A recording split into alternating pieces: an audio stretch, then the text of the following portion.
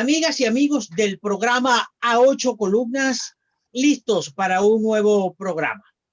Hoy conversaremos con el rector de la Universidad Rafael Urdaneta, mi distinguido amigo, el rector Jesús Esparza Bracho.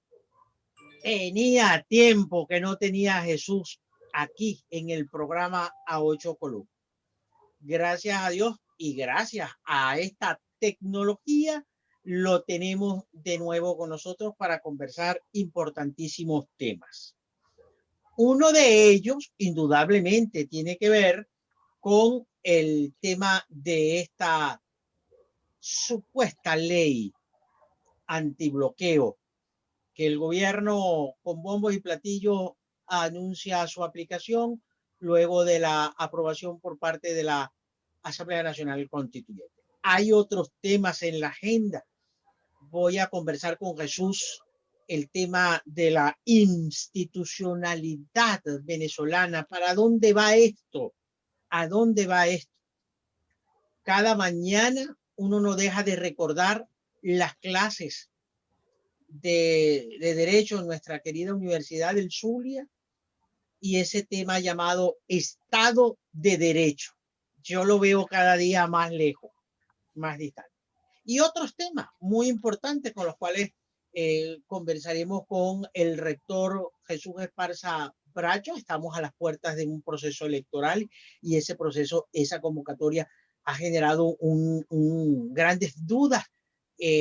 La oposición ha convocado una consulta, es también una consulta legal, en fin, imagínense ustedes una agenda de temas muy importantes que el doctor Jesús Esparza Bracho podrá tocar con todos ustedes. Para la presentación del programa, el joven periodista Rafael Ángel Andrés Galicia.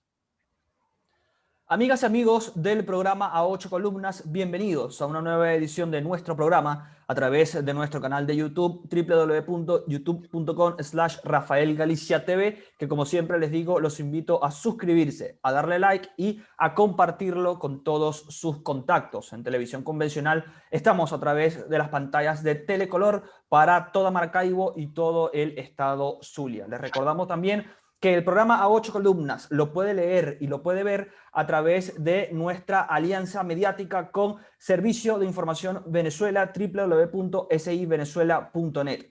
También a través de la web del diario Que Pasa, www.quepasa.com.ve. Se suma también a esta alianza el diario Versión Final, www.versionfinal.com.ve. Y Somos Noticia Col, somos noticia de la costa oriental del lago. También van a poder disfrutar, leer y ver en este portal el programa A Ocho Columnas. Como bien lo decía Rafael Galicia, hoy vamos a conversar con el doctor Jesús Esparza Bracho, actual rector de la Universidad Rafael Urdaneta. Fue también secretario de gobierno del estado Zulia, también vicerrector académico de la Universidad del Zulia, fue senador también del extinto Congreso Nacional y, ojo, Rafael Galicia, ojo, fue promotor de la Ley de Saneamiento del Lago de Maracaibo y su cuenca hidrográfica. Así que también podemos tocar el tema ambiental con el doctor Esparza. Pero antes que todo, rector, bienvenido a esta nueva etapa del programa Ocho Columnas. Muchas gracias por estos minutos con nosotros. Encantado de estar con ustedes. La pandemia nos une. Pese a todo, estamos aquí en la cibernética, unidos por el virus, unidos por el coronavirus. Así que saquémosle provecho a este pedacito de pandemia que nos favorece hoy. Así es. Pase a la sala de redacción ya, de inmediato. Bueno, rector, comencemos con la ley antibloqueo. No sé si habrá tenido tiempo, estuve echándole un vistazo a la ley. La ley habla en su artículo número 1 que es un proyecto, es una ley provisional temporal. Muchos analistas se niegan a calificarla como una ley de la República. ¿Qué opina Jesús Esparza Bracho sobre esta ley antibloqueo? Mira, ella misma se autocalifica constitucional. Es decir, siente que está en el terreno del constituyente, no en el del legislador ordinario. Esto es importante porque de alguna manera esta llamada ley constitucional aborda situaciones que tienen un marco constitucional en la Constitución del 99, que prácticamente ya no tiene vigencia en la práctica, pero aborda esa temática desde una perspectiva, la autodenomina también temporal, pero no podemos decir que es propiamente una perspectiva de una nueva constitución, porque no hay tal. Para hacerlo tendría que ser sometida a la consulta popular. De manera que está en el medio de la institucionalidad. Y de verdad que a mí no me sorprende una situación como esta, porque el Ejecutivo Nacional busca un camino para legitimar formalmente sus acciones. La situación del país es crítica en lo económico, en lo social, en lo político, y esa crisis tiene que ser enfrentada de alguna manera. Pero el gobierno aparentemente no quiere renunciar a ciertas cosas para enfrentarla, y entonces tiene que recurrir a un proceso de legitimación formal a través de esa autodenominada ley constitucional. Ahora, podemos suponer que el gobierno con esta ley constitucional dice que va a resolver problemas del área económica. ¿Es creíble esta situación? Bueno, ninguna ley resuelve problemas de carácter económico. Los problemas económicos los resuelven decisiones económicas tomadas en consideración a la realidad que vive el país en el mundo y internamente. Y me parece que no está en capacidad hoy el Ejecutivo Nacional de tomar esas decisiones. Está ante un bloqueo de relaciones comerciales con los Estados Unidos y con muchos países del planeta, y hay respuestas diferentes para de alguna manera superar el bloqueo. Por supuesto que no es solamente el bloqueo. Desde el año 2014 el ingreso público se vino al piso de 50.000 millones de dólares en ese año 14 a 500 millones este año. Es decir, el Estado está en la práctica en bancarrota. No puede resolver por la vía del salario la situación de los asalariados públicos, y por eso que tiene todos los días protestas de la gente, porque no hay manera de que la gente tenga un salario apropiado. Pero tampoco pareciera que el Ejecutivo Nacional quiere entregarle al factor privado la solución del problema. Todos los trabajadores del sector privado están ganando no 2 veces, no 3 veces, sino 10 o 20 o 30 o 40 veces más que los trabajadores del sector público. Lo que constituye además una negación frontal al propósito de la Ley Orgánica de los Trabajadores y las Trabajadoras, que se promulgó en el año 2012 como la ley estrella, la ley fundamental para el proceso social venezolano. Ahora, ¿eso significa que la llamada ley antibloqueo tiene una agenda oculta, rector Esparza? Bueno, no hay agendas públicas ni agendas ocultas, hay agendas que nosotros podemos de alguna manera predecir o tratar de adivinar o pronosticar en las decisiones del sector público. Es evidente que el contenido de esa ley constitucional, como se autodenomina, va dirigida a entregar servicios públicos, entregar seguramente las comunicaciones, entregar quizá las importaciones de alimentos. En este momento el país tiene alimentos en la calle dolarizados, inalcanzables sus precios para la gran mayoría de la población, pero están allí. Hay medicinas y están allí. ¿Y por qué están allí? Porque se abrió la compuerta de las importaciones sin pagar impuestos, sin llenar muchos requisitos, simplificando trámites, y por eso es que están de moda los mini markets, los bodegones. Venezuela hoy es el país de la tierra donde se consigue el whisky más barato. Mira qué contradicción, ¿no? En dólares, no en bolívares, en dólares. El país donde se consiguen muchos productos de este tipo al precio más bajo posible, pues con 30, 40%, incluso menos que muchos otros países. Eso no va a continuar. Esa es una solución que dio el Ejecutivo Nacional de manera transitoria ante la escasez que se avecinaba. Y tenía que llenar los estantes de estos bodegones y de estos minimarkets de alguna manera. Y de alguna manera repartir el déficit de productos de los anaqueles.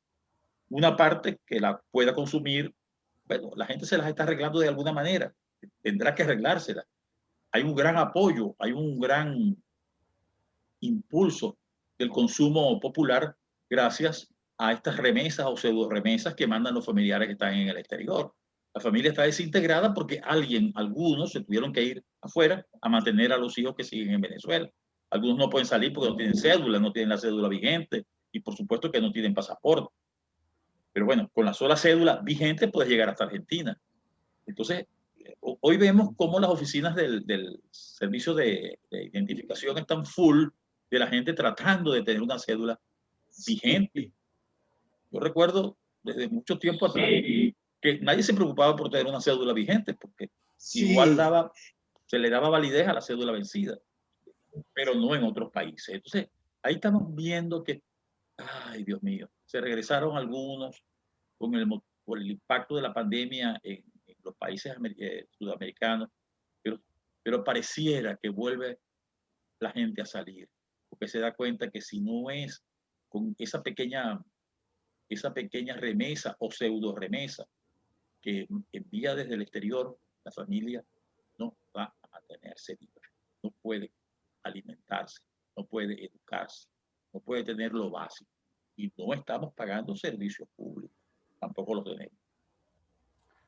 Rector, es muy interesante escucharlo y me llama la atención, volviendo un minuto a la ley antibloqueo, el Estado busca a través de esta ley las privatizaciones para que inversionistas extranjeros inviertan en nuestro país, pero a su vez evadir las sanciones de Estados Unidos. Es una privatización, la ley antibloqueo, de algunos sectores de la vida nacional. Puede ser la industria petrolera o, bien usted lo decía, el sector de las comunicaciones. ¿Es una privatización entonces la ley antibloqueo?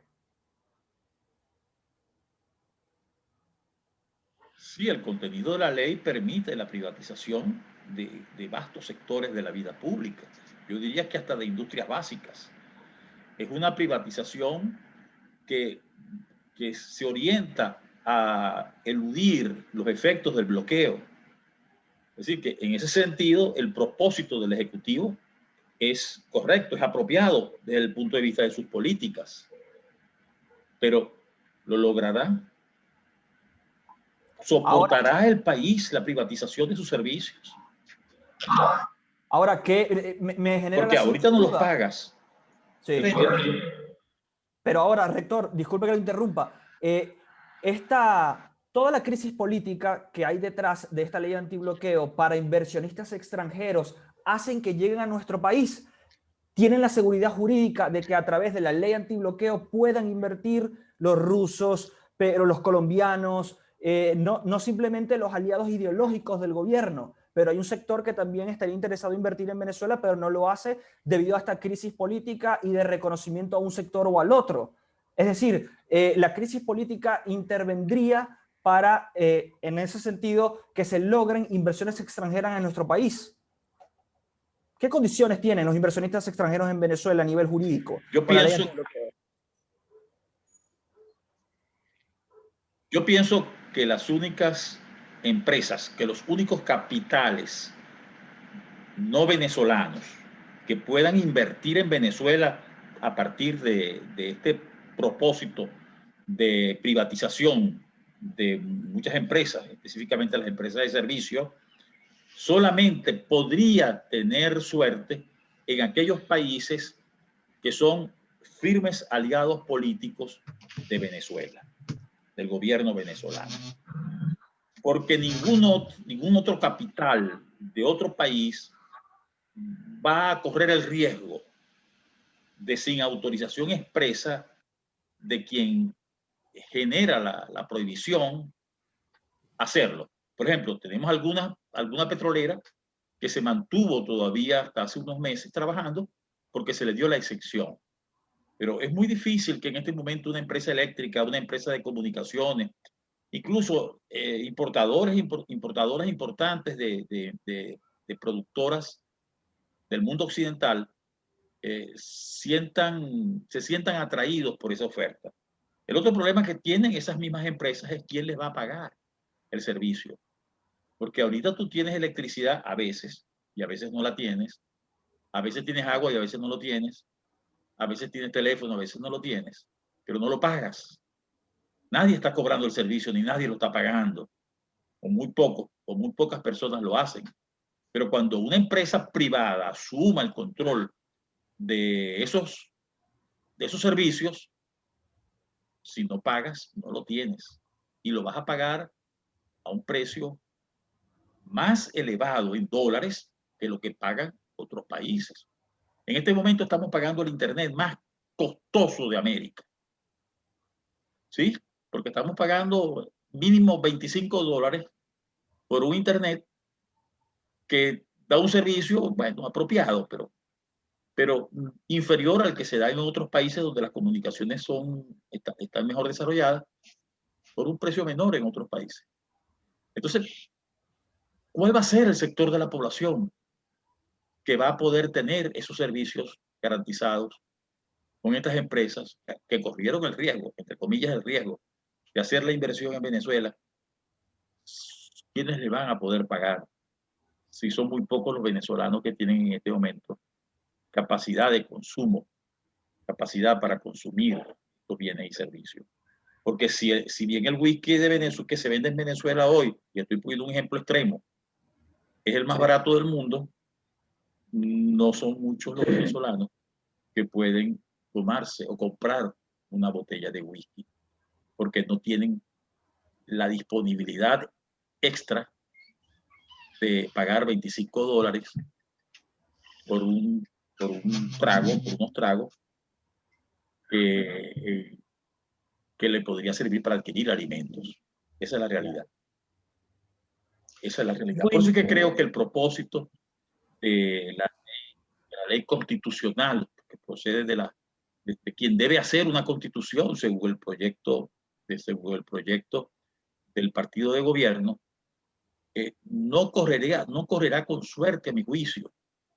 Esto se sumará, a mi juicio, a otras acciones que ha tratado de desarrollar el gobierno nacional y que no le han dado resultados. Y que no debe seguir acumulando estas frustraciones en la población, porque es muy peligroso. Es muy peligroso. Y no digo porque se vaya a alzar y va a haber muertos y tiros y cosas. No, no, no. Es muy peligroso para que se mantenga con un mínimo de subsistencia una población que hoy está demasiado afectada, demasiado golpeada. Ya la gente no le hace caso al virus, al coronavirus. Siente que su mayor virus es la situación económica que está viviendo. Sí, es verdad, rector. La gente está más angustiada por la sobrevivencia, por la subsistencia, que por cualquier otro gigantesco problema. Para redondear el tema entonces de la ley antibloqueo, digamos que usted no es optimista con que esta ley resuelva los problemas que el gobierno dice va a resolver. Bueno, no utilizaría la palabra optimismo, es la expectativa. Yo podría tener una expectativa de que una decisión económicamente sana, económicamente inteligente, va a dar un resultado.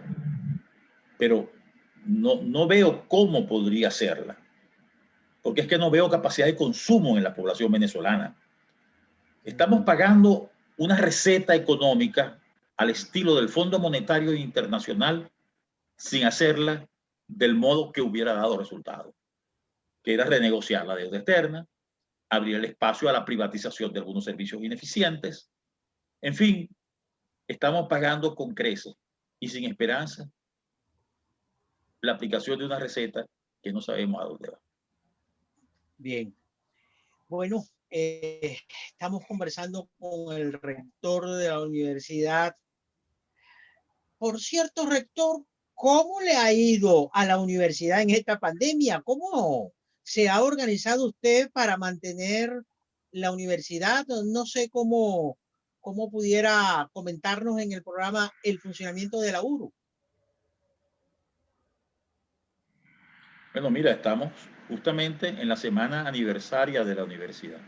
Estamos cumpliendo 47 años. Sí, señor. Y hemos realizado todas las actividades. La universidad pasó en un par de días de un régimen presencial, de una modalidad presencial a una modalidad online, virtual.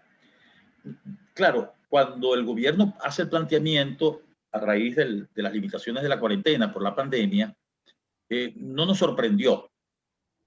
Ya nos habíamos preparado para la cuarentena, no habíamos adelantado las medidas porque no queríamos ser alarmistas, pero el día que se decretó el estado de alarma a las 10:30 de la mañana, a las 11 de la mañana, cuando lo informó la vicepresidenta ejecutiva, ya desde las 6:30 de la mañana, todos nuestros trabajadores tenían máscara, nasobucal, guantes, todas las puertas estaban abiertas y ya estábamos instruyendo en todos los salones lo que significaba la pandemia y las medidas de seguridad que debían desarrollarse. Muchos que decían, ¿qué es esa exageración? ¿Qué disparate es ese? Pero rápidamente se dieron cuenta que fue una decisión importante. Y ya veníamos trabajando desde hacía unos meses en un plan de docencia activa no presencial. De manera que cuando se nos pide que cambiemos abruptamente la presencialidad escolar por la no presencialidad a través de los medios, de las plataformas online, ya teníamos un proyecto hecho, el DAMP, la docencia activa no presencial. Estábamos preparados. No digo que estábamos preparados al 100%, pero ya teníamos el esquema hecho. Y tenemos el esquema hecho de tal forma que si mañana desaparece la pandemia y volvemos y aparece la gasolina y aparece el transporte público y tenemos que dar clases mañana presenciales, a los estudiantes que están oyendo y que están siguiendo los cursos online ya tienen incluso asignado el salón de clase a donde van a asistir. Estamos perfectamente preparados para lo que ocurra. ¿Qué puede ocurrir?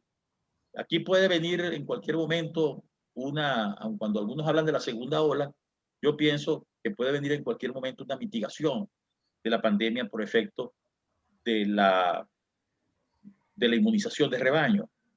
Aquí hay demasiada gente que se ha contaminado, demasiada gente que se ha contaminado asintomáticamente, que han seguido contaminando a otros también asintomáticos, y se ha ido superando poco a poco.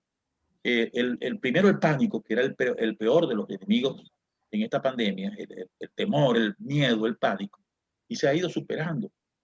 La problemática que tenemos es que sin gasolina, sin transporte público, sin movilidad, sin empresas activas en el área especialmente de producción industrial y las comercializadoras, la situación se agrava. Pero los cursos van bien. Estamos distribuyendo esta semana el cuadro de honor incluso. Ahora lo hacemos por correo electrónico y los muchachos lo imprimen. Hemos repartido este año entre el cuadro de honor del periodo C, ese se hizo presencial, un hermoso acto además, y el cuadro de honor de los periodos A y B, que fueron el A en el 50% virtual y el B 100% virtual. Hemos entregado más de 1.200 diplomas de cuadro de honor, es decir, de estudiantes excelentes. ¿Sí? Los muchachos siguen trabajando. Además, ellos están como peces en el agua, porque acuérdate que la mayor parte de estos jóvenes o de estos estudiantes son nativos digitales. Ellos nacieron con una computadora en sus genes. No los viejitos aquí como algunos que estoy mirando, que han tenido que aprender a la fuerza. Ellos manejan perfectamente estos medios y se sienten a gusto. Mira, acabamos de inaugurar la biblioteca virtual con 15.000 trabajos de investigación, producto de la universidad, y 2.000 textos avanzados especializados. el problema de la digitalización del texto es la protección de los derechos intelectuales, de la propiedad intelectual. Lo tenemos hecho. Tenemos la autorización. Y es increíble, increíble el interés que ha despertado en nuestra comunidad estudiantil y también profesoral, y el acceso de esta comunidad estudiantil y profesoral a la biblioteca virtual. Yo digo, la biblioteca virtual no sustituye la biblioteca presencial. La complementa enormemente, maravillosamente. Bueno, yo que soy un lector consumado de la filosofía, cargo en mi móvil prácticamente toda la literatura filosófica que pudiera tener a mis manos en cualquier biblioteca avanzada. Imagínese, Es un avance realmente. un gran avance en medio de toda esta situación. Qué bueno escuchar buenas noticias respecto a la educación que da la Universidad Rafael Urdaneta, y es bastante optimista, y qué bueno que la universidad sigue trabajando a pesar de todos estos meses tan difíciles, no solamente para Venezuela, sino para el mundo, producto de la pandemia. Estamos conversando, amigos de A Ocho Columnas, con Jesús Esparza Baracho, el rector de la Universidad Rafael Urdaneta. Vamos a una pausa y al retorno cerramos nuestra conversación con el doctor Esparza. Ya venimos.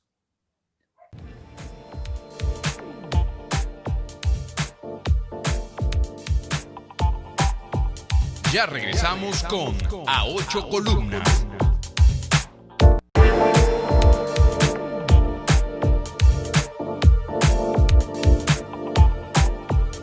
Continuamos con A Ocho Columnas. Continuamos conversando con el rector de la Universidad Rafael Urdaneta, de aniversario, 47 años. Jesús, ¿tiene el país, no hablemos del país, hablemos del Zulia, ¿tiene el Zulia suficientes universidades para preparar una generación transformadora del Zulia?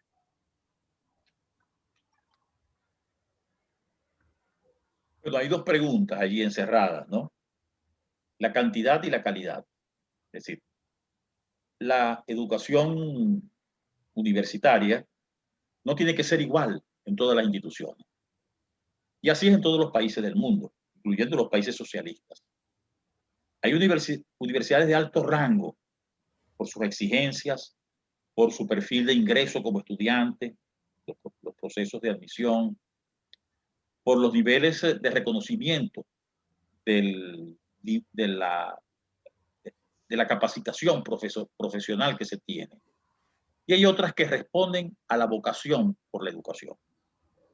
Hay una cantidad enorme de gente que quiere seguir estudiando, pero que quizás no lo hace con otro propósito que responder a una necesidad, a una aspiración personal. Mira, el 40% de los profesionales que tenemos en Venezuela no están trabajando en su área.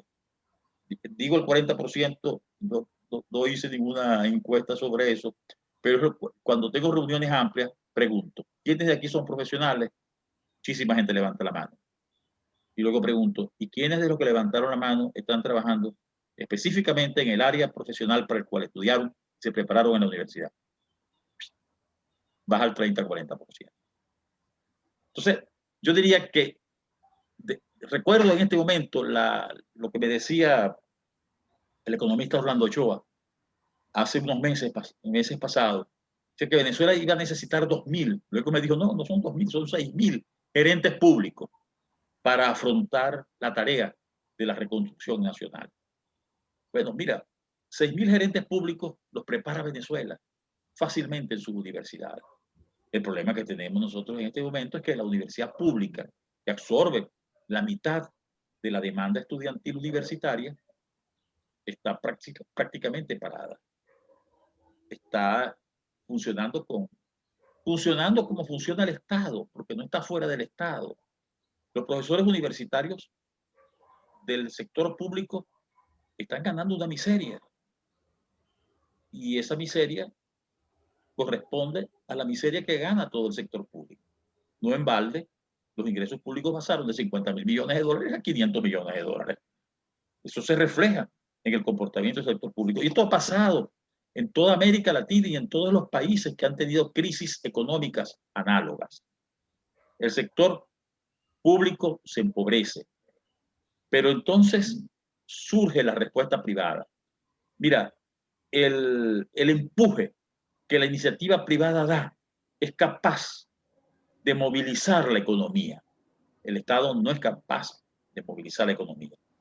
Eso pertenece a una teoría económica de inversión pública para reactivar la economía que tuvo su función después de la crisis de 1929, siglo pasado, la crisis del liberalismo, del capitalismo, y que gracias a la formulación de una teoría, vamos a decir, heterodoxa para el momento, se le invitó al Estado a que invirtiera mucho dinero para que ese dinero que echaba a la calle sirviera de motor de la transformación económica y del cambio económico. Y lo hizo, y lo logró. Y lo logró. De manera, pues, que hemos estado siempre pensando que si no es la inversión pública la que promueve la economía, no vamos a llegar a ningún lado. Eso ha ocurrido en Venezuela porque hemos vivido del petróleo, hemos vivido de la fuente, de una fuente externa, de la renta petrolera. Pero cuando la renta petrolera cae, y no ha caído circunstancialmente, Venezuela tiene prácticamente paralizadas o disminuida la producción de sus refinerías, pero también tiene en la práctica paralizadas sus exportaciones de crudo y también de gasolina. Ahora no podría exportar ni un litro de gasolina. Pero la demanda de los combustibles de base fósil, los combustibles fósiles, va a caer, está cayendo. No es mentira que los carros, que los vehículos que hoy son energizados con gasolina, van a ser sustituidos por los vehículos eléctricos. Eso no va a ocurrir in toto en un año ni en 2 años, pero dentro de 5, 6 años, 7 años a más tardar, ya veremos que la flota automotriz mundial va a ser básicamente de vehículos de energía eléctrica. Y es una necesidad, no de costos, no de producción energética, porque es posible que necesiten los energéticos para producir la electricidad que van a consumir los vehículos. Es una necesidad de carácter ambiental. Nuestras ciudades están sucias, nuestras ciudades están llenas de hollín, están llenas, así como las viejas chimeneas de las ciudades que en los inviernos producían la contaminación. Hoy nuestras ciudades están totalmente contaminadas por el humo y por el ruido y por el calor de los motores que se alimentan de gasolina. Y eso tiene que superarse y se va a superar. Mira, hubo una gran superación, nosotros la vivimos en nuestros años más jóvenes, cuando se le eliminó el plomo a la gasolina. Muy interesante escucharlo, rector. Quiero llevarlo un minuto apelando a su experiencia como parlamentario, como senador, que fue del antiguo Congreso, también como presidente de la Academia de Ciencias Jurídicas del Estado Zulia, que también la presidió. ¿Qué opina usted de lo que fue la Asamblea Nacional Constituyente? Venezuela tiene desde 2017 esta figura de la constituyente, también sumada a la actual Asamblea Nacional. ¿Cómo ve usted lo que fue y lo que significó para el país la Asamblea Nacional Constituyente, puesto que va a cesar sus funciones en diciembre de este 2020 y que su presidente Diosdado Cabello dijo que no van a presentar un proyecto de nueva Constitución Nacional? Van a tener que buscar cómo legitimar la actuación de esa asamblea que se reunió y que ha costado bastante dinero al Estado venezolano. El mismo hecho de que no haya sido posible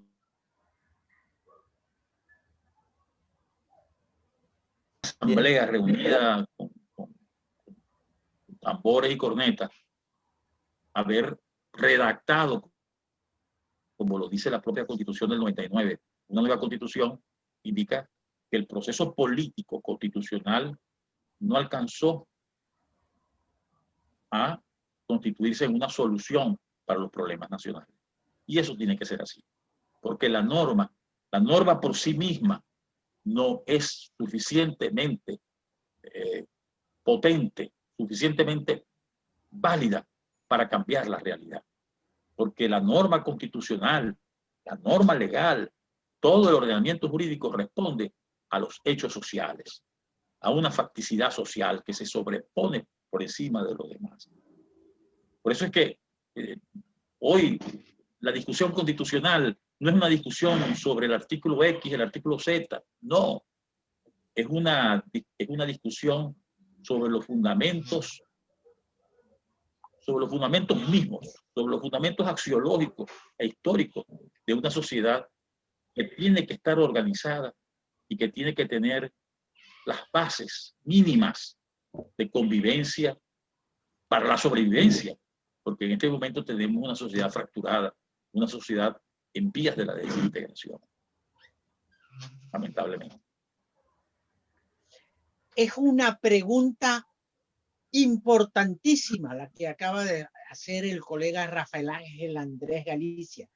Me has dejado sorprendido porque de verdad que no la había tomado en cuenta, y es que el nuevo parlamento que se instale el próximo año, y ahí va la pregunta al rector Esparza, ¿tendría necesidad de reformar la Constitución? ¿Tú qué opinas, Jesús?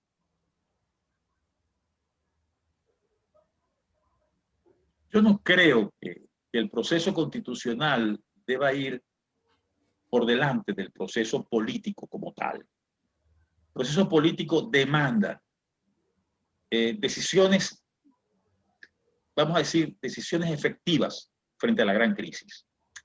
¿Cuál es el problema? Y nos lo enseña la historia con las grandes crisis. Que las grandes crisis alimentan la disolución de lo normativo. Las grandes crisis, por desgracia, después de la Primera Guerra Mundial, después de ser derrotada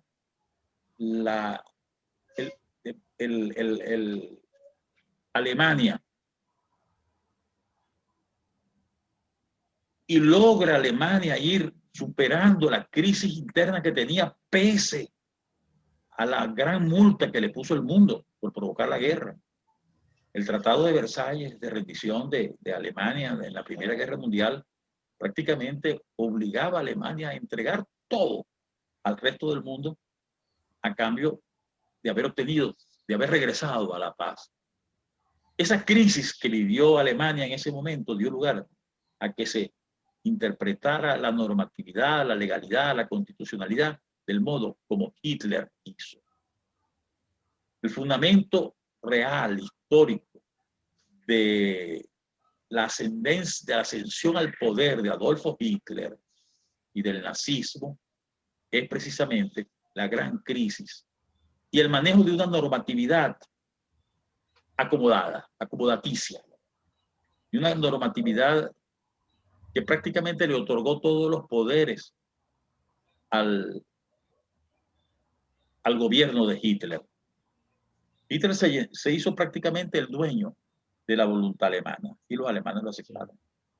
Lo concentró en el canciller, ¿no? ¿no? Concentró mucho poder en el cargo de canciller.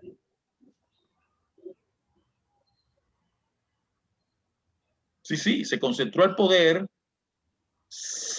Incluso el parlamento fue hasta incendiado. Se acusó luego a los comunistas de que lo habían incendiado. Se incendió el parlamento, es decir, se cercenó la voluntad popular, pero se sustituyó por la esperanza popular. Y fueron pocos los alemanes que no siguieron a Hitler. Hasta la mayor intelectualidad lo siguió, porque tenían la esperanza del rescate del orgullo nacional, del rescate de la estabilidad de su país, de la estabilidad económica, y además con una propuesta histórica fundamental, la propuesta histórica de que Alemania era superior y tenía una misión histórica, doctrina hegeliana, una misión histórica que cumplir por encima de todo lo demás. Jesús, ¿cuál es tu esperanza de las elecciones parlamentarias de este año?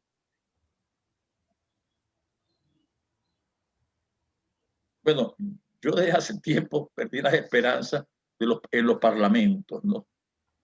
La decisión no es parlamentaria, fundamentalmente.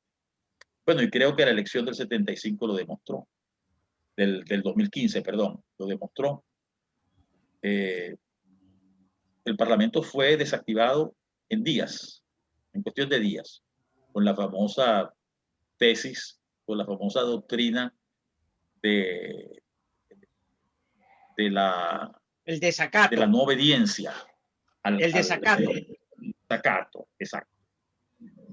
Exacto, con esa famosa doctrina del desacato, que no tiene base constitucional, del modo como se estableció, bueno, precisamente se desmembró la fuerza de la representación popular. Vamos a suponer, en un ejercicio de imaginación, que no hubiera ocurrido tal desacato o no se hubiese acusado al Parlamento de desacato y que hubiera podido legislar perfectamente. Tengo mis dudas de que la decisión parlamentaria hubiera sido suficiente como para resolver los problemas del país. El liderazgo nacional en un país presidencialista como Venezuela requiere de una conducción muy inteligente, muy amplia, poco dogmática, no ideologizada, para resolver los problemas prácticos que tenemos, que son demasiados. No es el momento de estar haciendo elucubraciones académicas y teóricas. El país está en una situación gravísima, gravísima, gravísima. La miseria, el hambre, la desesperanza, la enfermedad, está ya carcomiendo los fundamentos básicos de subsistencia de esta sociedad. Y eso es muy grave, porque las sociedades también se desintegran. La desintegración de la sociedad lleva a la desestabilización de todo. Mira, la cantidad de gente que se quiere ir del país y que se va, de alguna manera está desestabilizando los valores propios del país. Todos estos jóvenes que están en el exterior, toda esta sangre bien formada, con estas mentes bien inteligentes, está trabajando para otros países. O esos padres que se ven en la necesidad de lanzarse a un mundo distinto, a veces padeciendo la persecución social para conseguir $100 que mandarle a la familia. Porque $100 son hoy 45 millones de bolívares. Y entonces nos asombramos. Él mismo se debe asombrar que con 45 millones de bolívares todavía no le está dando la comida completa y la salud completa a su familia. Pero esa es la realidad. Yo creo que es importante que asumamos todos los venezolanos,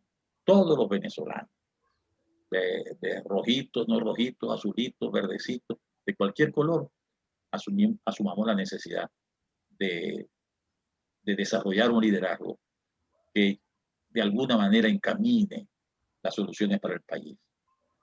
Pero mi opinión muy particular, que yo creo que muchísimos comparten, es que eso no se va a poder hacer sin la participación activa y responsable del sector privado. Mire, hoy en Venezuela hay educación universitaria gracias al sector privado, porque la educación pública está en una situación muy compleja. Solo las universidades privadas están graduando, solo las universidades privadas han seguido adelante con sus cursos. Y yo no lo digo, y no digo esto en desmedro de la educación pública, no, de ninguna manera. La educación pública es necesaria, pero hay que resolver el problema. Extraordinario el dicho de tu parte, que has sido autoridad rectoral en la Universidad del Zulia. Rafael Ángel. Bien, rector, estamos llegando ya a la parte final del programa.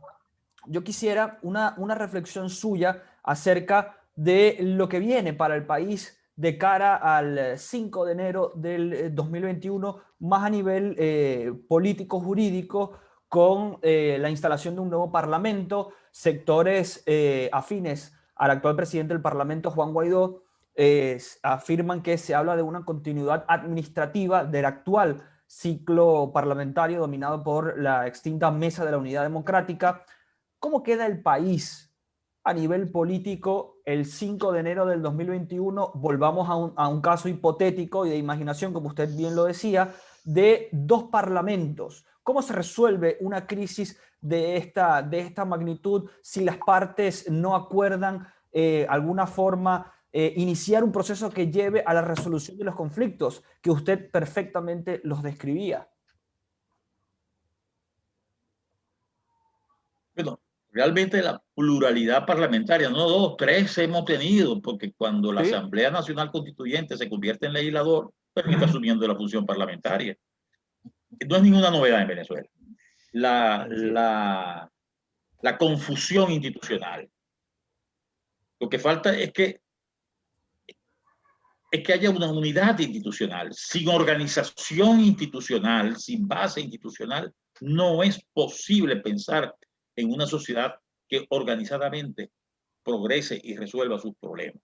Esto está escrito en toda la doctrina politológica y sociológica en el mundo y en la historia. Estamos desintegrados institucionalmente. Un gobierno que tiene dos presidentes. Un presidente actuante y responsable de la conducción de la administración pública y otro presidente que se erige ante la comunidad internacional una posición y se le reconoce.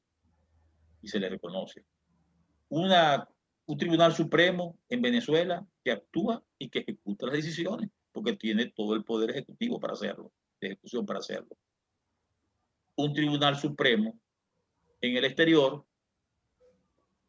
que dicta decisiones que tienen que ser examinadas por los tribunales de otros países, como está ocurriendo en este momento en Gran Bretaña, para ver si es esa la decisión que deben acatar o la decisión del Tribunal de Caracas. Y así podemos ir repitiendo los ejemplos, lo que quiere decir que esa desintegración institucional se va a repetir el 5 de enero. No va a haber nada novedoso en el desconcierto institucional. No va a haber nada novedoso. Vamos a continuar igual. Va a haber más noticias, los periodistas van a tener más donde colar su caldo Titulares. para que la gente lo consuma, pero ya la gente ya no cree.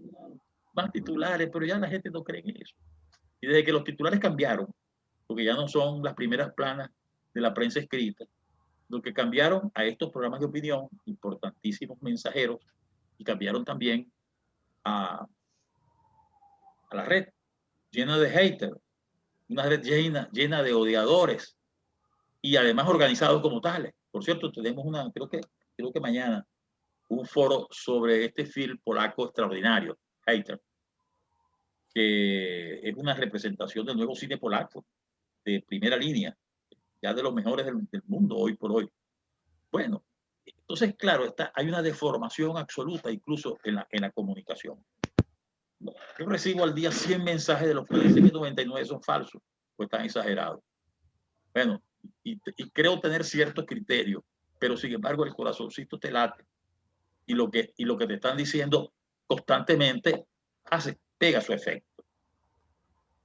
Hace su efecto. Bueno, las elecciones de los Estados Unidos son un ejemplo de cómo esto se ha manejado de una manera increíble. Por eso yo siempre recomiendo a la gente sigan las redes sociales de periodistas, si es posible, periodistas, bueno, reconocidos con un nombre. Por lo menos aquí la dinastía Galicia usa las redes sociales para informar. Cada quien que opine como quiera, cada quien que exprese, que tenga su corazoncito, se le respeta, pero lo nuestro es informar. Yo dije que no te iba a hacer esta pregunta, lo comenté hacia adentro, pero yo te la voy a soltar. ¿Qué pasa en el seno de la oposición, Jesús? Quizás ya para ir cerrando, no sé cómo estamos con los tiempos. Sí. ¿Qué pasa en el seno de la oposición? Yo quiero un breve análisis tuyo de tipo histórico. o sociológico para que nos ayudes en una retrospectiva a interpretar el momento histórico. Durante 20 años, ningún líder de la oposición ha logrado conquistar el poder, llegar al poder. Y la falta de unidad en el seno de la oposición ha sido el denominador común. Para un hombre como tú, metido de cabeza en libros, quisiera una reflexión tuya sobre este tema. Veo tu biblioteca allí y yo sé que eres un zuliano distinguido que ha dedicado parte importante de su vida a la lectura, a la educación, a la reflexión. Chico, ayúdanos a entender a la oposición.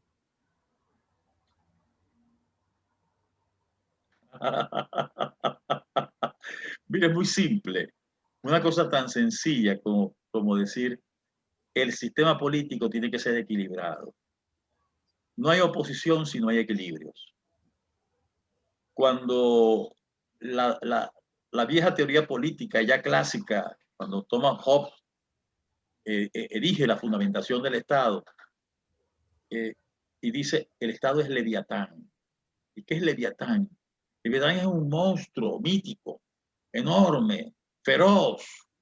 Solo un monstruo enorme y feroz logró quitarle un espacio a los derechos de los individuos que se vivían peleando en guerras atávicas para organizar una sociedad institucional. Y eso es lo que ocurre. El Estado democrático ha permeado una serie de valores que se han vuelto contra sí mismos. Y entonces el equilibrio del poder hoy no existe, porque entonces quien toma el poder abusa de la mayoría. Y no hablo de esto, ha ocurrido como una constante en toda la historia de Venezuela.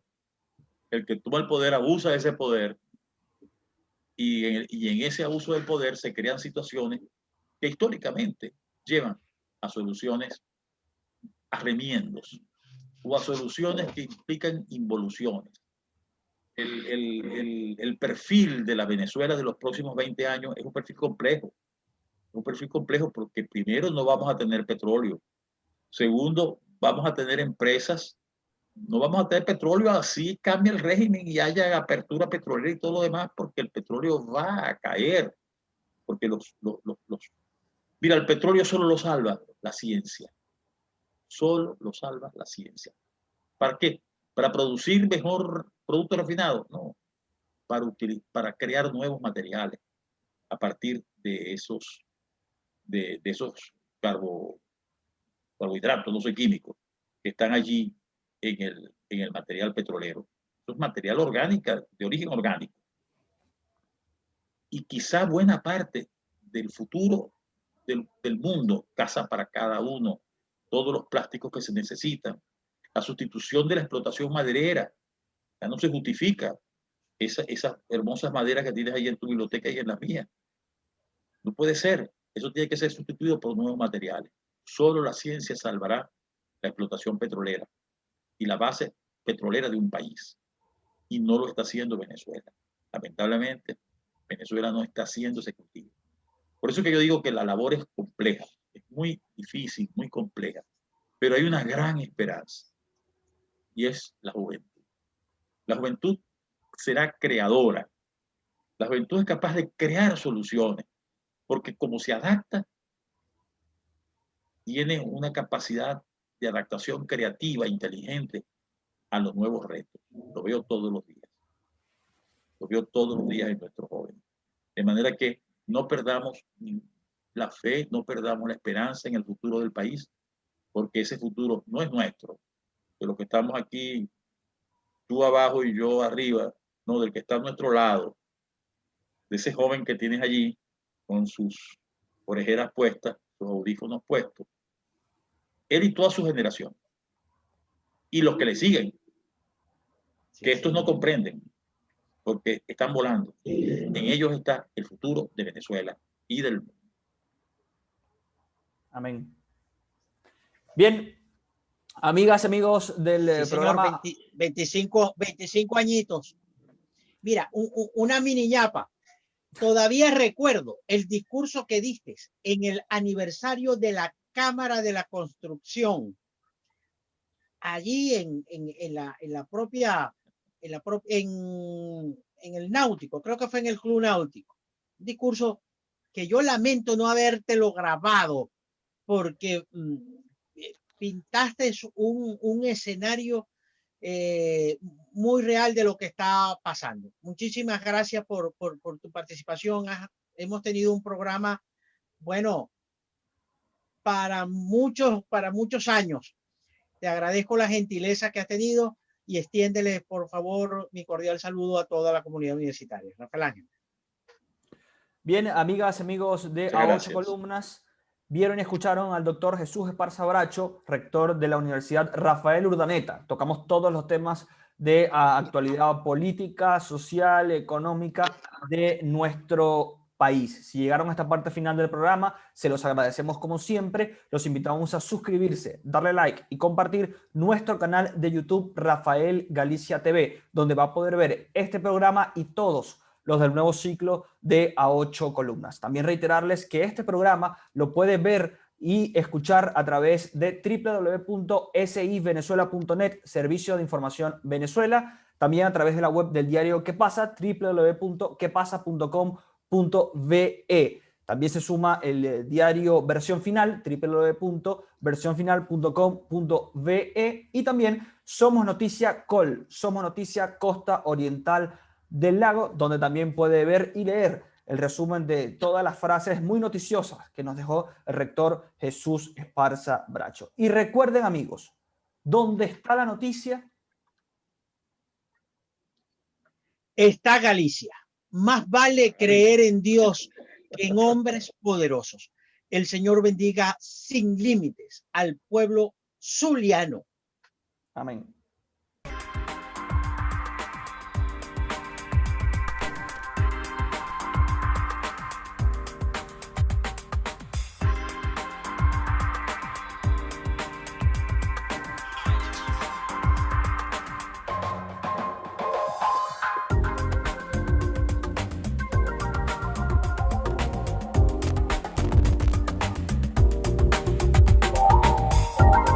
A8 Columnas.